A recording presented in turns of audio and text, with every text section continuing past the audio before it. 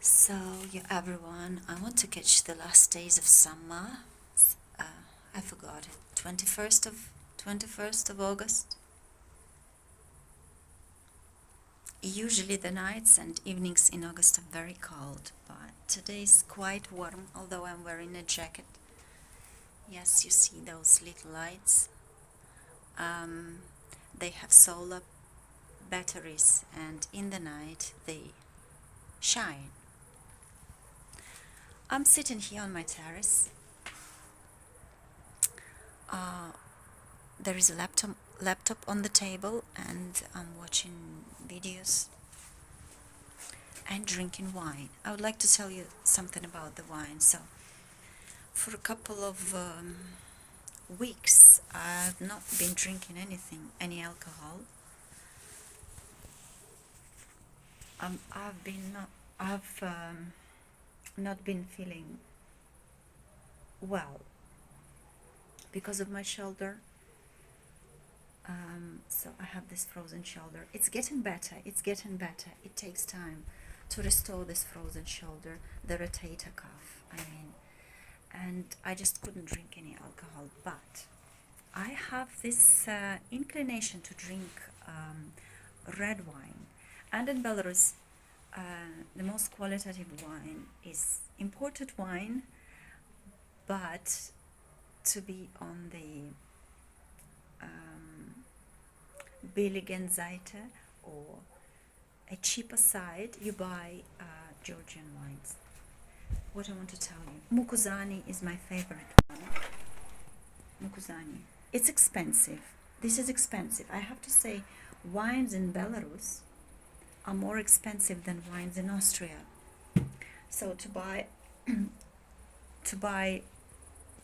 a good wine in Belarus, you will spend more money than in Austria because all of them are imported. Yes. So it's quite expensive to drink wine in Austria. In Belarus, I'm sorry. In Belarus. Yeah, that's all I wanted to say. Today is the day when I drank half of a bottle of this Georgian red dry wine, and I'm feeling good. I'm feeling good.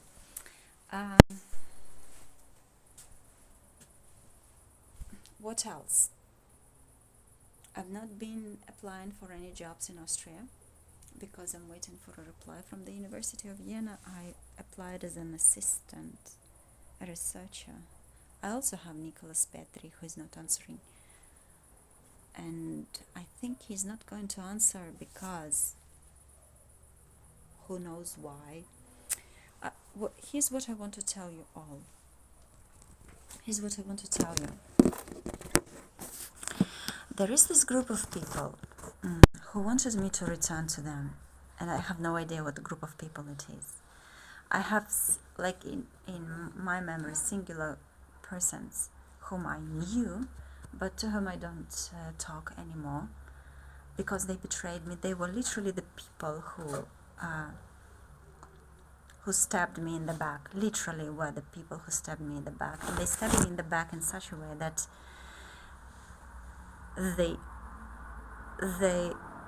ruined, flattened everything I built, everything. Surprisingly, for me, it's a surprise that they always thought as if they were better than me. Although they don't have such a brain, they don't have such ambitions as I do. And they think they have ambitions. They don't know what ambitions are and what ambitions are. You know what I mean? So this is their ambitions, and these are my ambitions. Because of their influence, on the authoritative people in Austria and probably in Belarus, I was literally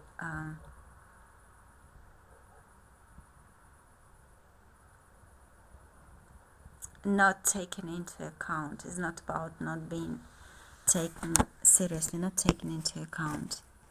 I also want to say, I've heard about people who were imprisoned in Belarus.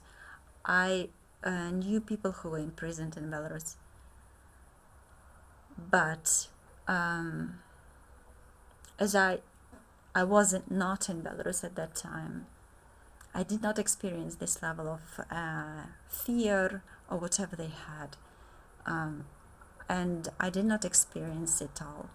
I have my own battle, which is a smear campaign, and that's why I'm so perseverant and bold, and I'm very brave when I say that I want to speak to the president. I have ideas, and I have beaten, so I want to ask him for something. It's not connected to the people imprisoned in Belarus, or who were imprisoned in Belarus, although it was the time, 2024, probably 24, 25, when I was sure, because I was stopped in tracks, people were let go free of prisons. And I was so shocked that I was the price to pay. So my life was sacrificed for them to be let go free. And of course, I didn't feel any joy for them. I didn't feel any joy. I don't like, recently I saw in the media in Austria, in the Austrian news, they were talking about that in Austrian prisons where juveniles are, they use this noise intimidation. And I heard about noise intimidation from a former friend of mine who was talking about it, because like her person was in prison for a couple of days, and I'm thinking, no way she went to Austria, because I'm in Belarus. She went to Austria and she tells those stories there, and they feel pity for them, for people in Belarus.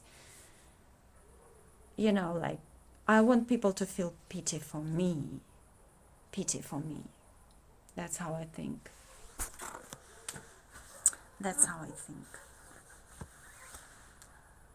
Do whatever you want, think whatever you want, but that's me. You see? Do you see? Like, if you want to argue with me in Belarus, never forget with whom I was fighting. It's like, I feel this, like, you know, this calisthenics, military calisthenics. Never forget. I was fighting with the rich Ukrainians in Austria. These people, you can never override these people. This is whom I fought with. That's whom I fought with. I'm very much aware of the fact, no, I believe, I already said it, rich people from Ukraine are equal to rich people from Russia. And people in Belarus, like, bow to rich people. They don't know that Volha-Yotoch override all of them. Volha-Yotoch, and this is me. That's me. You want to see me? That's me. You want to see me? Look at me. That's me. Yeah, that's an update. Absolutely not drunk, thanks to Mukusani wine from Georgia, red dry wine. And I'm still fighting. I have plans, I have ambitions, like bigger ambitions that my enemies ever had when they stabbed me for money and took my places, and they go to the toilet and clean their asses with euro shine and with euro currency paper, the money, and clean their asses with these money papers, paper money. And this money was mine. I could have it, and they cleaned their asses with that, with them. That's it.